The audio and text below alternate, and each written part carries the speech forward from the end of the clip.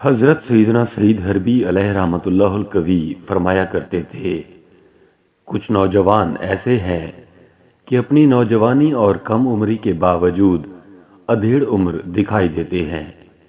ان کی نظریں کبھی بھی حرام چیز کی طرف نہیں اٹھتی، ان کے کان ہمیشہ حرام اور لہو و لعاب کی باتیں سننے سے محفوظ رہتے ہیں، ان کے قدم حرام و باطل اشیاء کی طرف نہیں اٹھتے بلکہ بہت زیادہ بوجھل ہو جاتے ہیں۔ ان کے پیٹ میں کبھی بھی حرام اشیاء داخل نہیں ہوتی۔ ایسے لوگ اللہ عز و جل کو محبوب ہیں۔ آدھی رات کو وہ قرآن کریم کی تلاوت کرتے ہیں اور رکوع و سجود کرتے ہیں تو اللہ رب العزت ان پر رحمت بھری نظر فرماتا ہے۔ ان کی حالت یہ ہوتی ہے کہ قرآن پاک پڑھتے وقت ان کی آنکھوں سے آنسو جاری ہو جاتے ہیں۔ جب کبھی وہ ایسی آیت کی تلاوت کرتے ہیں جس میں جنت کا تذکرہ ہوتا ہے تو اس جنت کی محبت میں رونے لگتے ہیں، اور جب ایسی آیت تلاوت کرتے ہیں جس میں جہنم کا تذکرہ ہو تو جہنم کے خوف سے چیخنے لگتے ہیں۔ ایسا لگتا ہے جیسے وہ جہنم کی چنگھاڑ کو سن رہے ہیں اور آخرت بالکل ان کی نظروں کے سامنے ہے۔ یہ پاکیزہ نوجوان اتنی کثرت سے نماز پڑھتے ہیں کہ زمین ان کی پیشانیوں اور گھٹنوں کو کھا گئی ہے، یعنی کثرت سجود کی وجہ سے ان کی نورانی پیشانیوں اور گھٹنوں پر داغ پڑ گئے ہیں اور گوشت خشک ہو چکا ہے۔ شب بھر قیام کرنے اور دن بھر روزہ رکھنے کی وجہ سے ان کے رنگ متغیر ہو گئے ہیں۔ یہ لوگ موت کی تیاری میں مشغول ہیں، اور ان کی یہ تیاری کتنی عظیم ہے اور ان کی کوششیں کتنی عمدہ ہیں۔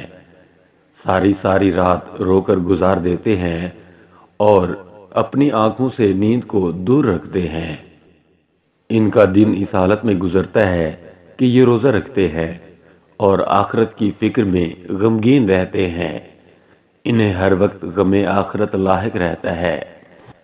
جب کبھی ان کے سامنے دنیا کا تذکرہ ہوتا ہے تو ان کی دنیا سے بے رغبتی میں مزید اضافہ ہو جاتا ہے، کیونکہ یہ دنیا کی حقیقت کو جانتے ہیں کہ یہ دنیا فانی ہے۔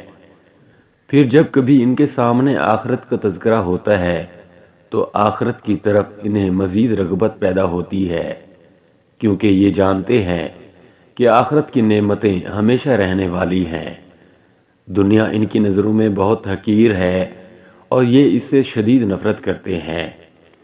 ان کے نزدیک دنیوی زندگی مصیبت ہے، کیونکہ اس میں فتنے ہی فتنے ہیں، اور راہ خدا عز و جل میں شہید ہونا انہیں بہت زیادہ محبوب ہے، کیونکہ انہیں اللہ عز و جل کی ذات سے امید ہے کہ شہادت کے بعد راحت و آرام اور عیش و عشرت کی زندگی ہے۔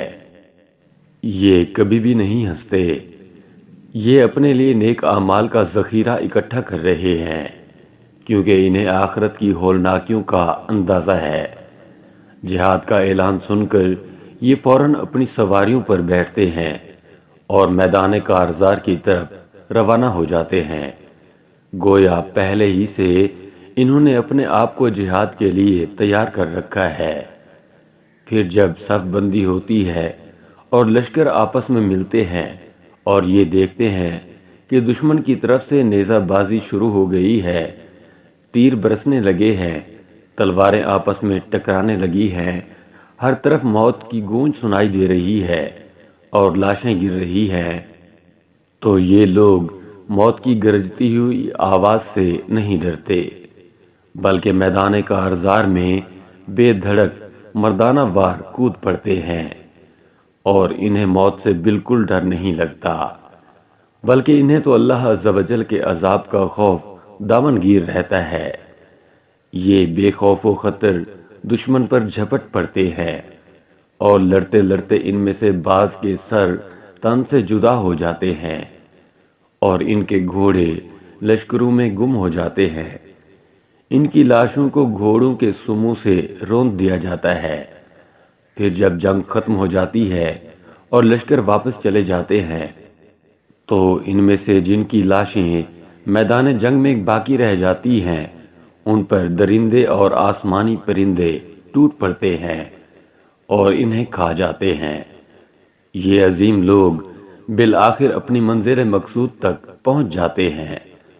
یہ لوگ خوش بخت اور کامیاب ہیں کیونکہ انہوں نے عظیم سعادت حاصل کر لی ہے، اور جیسے ہی ان کے خون کا پہلا قطرہ زمین پر گرتا ہے فوراً ان کے گناہ معاف کر دیے جاتے ہیں، اور ان کے جسم قبر میں پھٹنے اور گلنے سڑنے سے محفوظ ہیں۔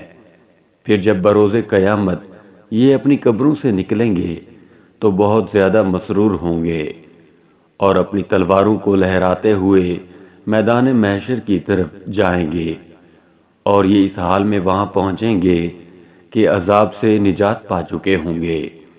انہیں حساب و کتاب کے سخت مرحلے سے بھی نہیں گزرنا پڑے گا، اور بغیر حساب و کتاب کے جنت میں داخل ہو جائیں گے۔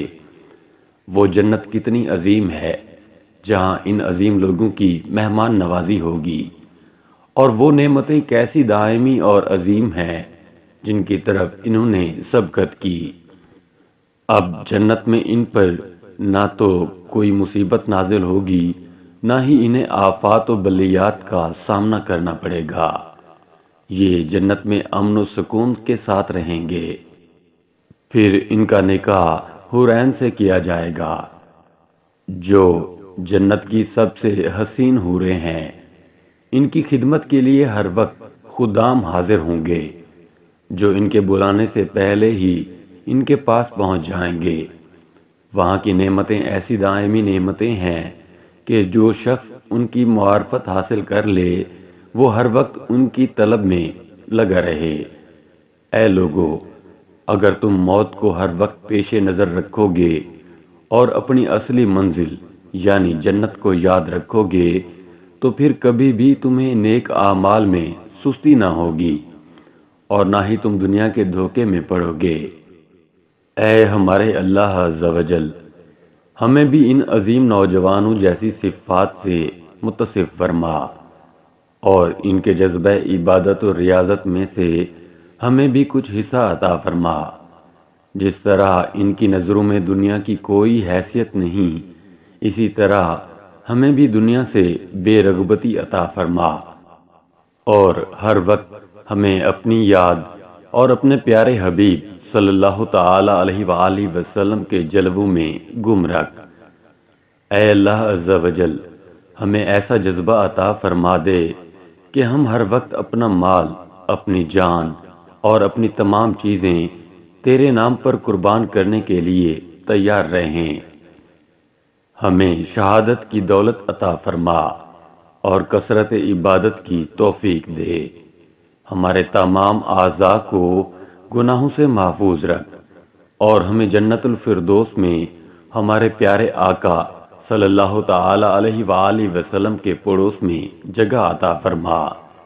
آمین بجاہ نبی الامین صلی اللہ تعالی علیہ وآلہ وسلم۔